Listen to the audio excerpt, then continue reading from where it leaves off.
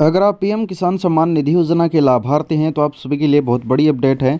जैसा कि हम सब जानते हैं, पीएम किसान सम्मान निधि योजना में सालाना 6,000 रुपये प्राप्त करने हेतु आपके पास ज़मीन होनी ज़रूरी है, यानी किसान के नाम ज़मीन होनी ज़रूरी है। और उसी के साथ साथ पीएम किसान की केवाईसी होनी ज़रूरी है, क्योंकि पिछले 5 साल से ये योजना चल रही है और अब इस योजना में केवाईसी करवाने पर किस्त मिलेगी। अब पीएम किसान योजना की इस केवाईसी को लेकर सरकार फिर से प्रचार कर रही है।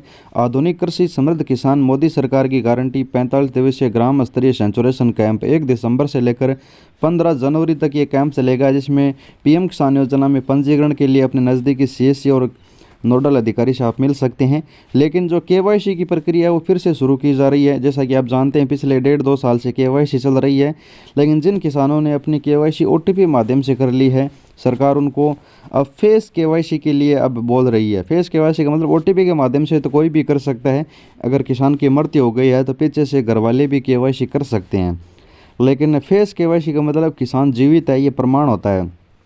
अब इसी को लेकर सरकार फिर से इस सेंचुरेशन कैंप में है, वो बोल रही है कि आप पीएम किसान योजना की फेस केवाईसी करवाइए। अब यहाँ पर आप देख सकते हैं, 1 दिसंबर से लेकर 15 जनवरी तक का ये सेंचुरेशन कैंप है, जो पूरे देश भर में चलाया जा रहा है। हर गांव-गांव, शहर-शहर तक है इसकी प्रचार हेतु गाड़ियाँ पहुँच रही है और इसके अधिकारी आ रहे हैं। अब यहाँ पर भी आप देख सकते हैं, यहाँ पर लिखा है, प्रधानमंत्री किसान सम्मान निधि योजना अग्रिम किस्त है पाना, ई-केवाईसी है जरूरी करवाना। पीएम किसान ऐप के अंतर्गत फेस ऑथेंटिकेशन फीचर के माध्यम से घर बैठे आसानी से ई-केवाईसी करवा सकते हैं। और नीचे यहाँ पर लिखा, पीएम किसान सम्मान निधि योजना, आत्मनिर्भर बने और स्वयं ई-केवाईसी करें। अब आपको करना क्या है, गूगल प्ले स्टोर से पीएम किसान योजना का ऐप डाउनलोड करना है, या फिर यहाँ पर एक QR कोड दिया है, इसको स्कैन करना है। ऐप में आधार नंबर और बेनिफिशियरी आईडी डालकर लॉगिन करें।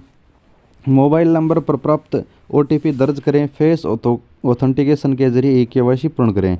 यानी 4 स्टेप करने हैं और चेहरा दिखाकर आप ई-केवाईसी कर सकते हैं कि किसान जीवित है और पीएम किसान योजना का सही से फ़ायदा प्राप्त कर रहा है। अब बात करते हैं, ये सभी को करवाना होगा या फिर जिनका पहले से हो चुका है उन्हें नहीं करवाना होगा। तो पीएम किसान योजना को लेकर ये अपडेट है, पिछले कुछ दिनों से है कि अग्रिम किस्त का आपको लाभ लेना है तो आपके बैंक खाते में आधार एनपीएस के माध्यम से लिंक होना चाहिए। अपने आधार से लिंक बैंक खाते में अपना डीबीटी विकल्प एक्टिव होना चाहिए, अपना ई-केवाईसी पूर्ण होना चाहिए और पीएम किसान का स्टेटस सही होना चाहिए। अब ये चारों चीज़ सही होने के बाद आपको पीएम किसान योजना की अगली 16वीं किस्त दी जाएगी, ये प्रचार किया जा रहा है।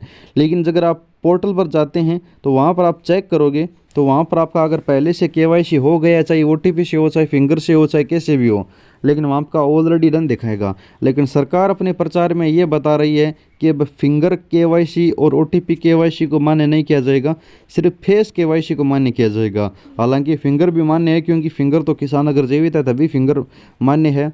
और ओटीपी केवाईसी अब मुझे लगता है कि पीएम किसान योजना में प्रक्रिया पूर्णतः बंद की जाएगी। जिन्होंने ओटीपी से केवाईसी की है उन्हें सबको फिंगर या फेस केवाईसी करवानी होगी।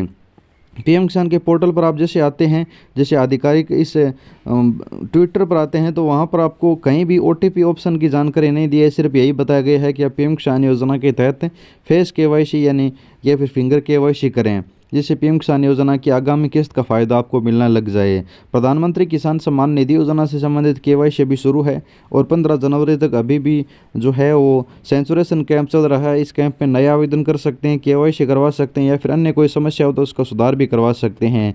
ये कैंप गाँव-गाँव, शहर-शहर तक गाड़ियों के माध्यम से है, प्रचार हेतु चालू शुरू हो चुके हैं। अब हर एक पंचायत में, हर एक गाँव में कैंप की जानकारी लेकर है वो अधिकारी आ रहे हैं और हर एक किसान को जागरूक कर रहे हैं। अगर आप भी एक किसान है तो इस कैंप का फ़ायदा उठाएं, अपने फॉर्म को चेक करवाएं। उसके बाद अगर आपका केवाईसी हो चुका है तो आपका ऑलरेडी डन दिखाएगा, अगर नहीं हुआ है तो आपका केवाईसी करवाना होगा। अब बात करें केवाईसी की, तो केवाईसी जिनका ऑलरेडी डन दिखा रहा है उनको अभी तक कुछ भी नहीं करवाना होगा। सरकार जल्द ही अपडेट जारी करेगी वार्षिक केवाईसी का, उस समय हम सभी किसानों को फिर से केवाईसी करवानी होगी। जैसे कि पेंशन योजनाओं में वार्षिक केवाईसी की जाती है, उसी प्रकार पीएम किसान में भी वार्षिक केवाईसी ऑप्शन जल्द लागू होगा। उसके बाद सभी किसानों को ये वार्षिक केवाईसी KYC शुरू होने के बाद है वो पीएम किसान योजना का KYC हर वर्ष दोबारा करवाना होगा। पिछले 1.5-2 साल से चल रही है, जिसमें बहुत से किसान बाहर हो चुके हैं, बहुत से नए किसान जुड़ चुके हैं। उसी प्रकार आगामी है वर्षों में पीएम किसान योजना की वार्षिक KYC हो सकता है कि 2024 में भी शुरू हो जाए या फिर 2025 में शुरू हो जाए। उसके बाद सभी को फेस ऑथेंटिकेशन या फिर फिंगर KYC करवानी है, जिसकी जानकारी हम इसी चैनल के माध्यम से देंगे। वीडियो को लाइक और चैनल को सब्सक्राइब जरूर करना।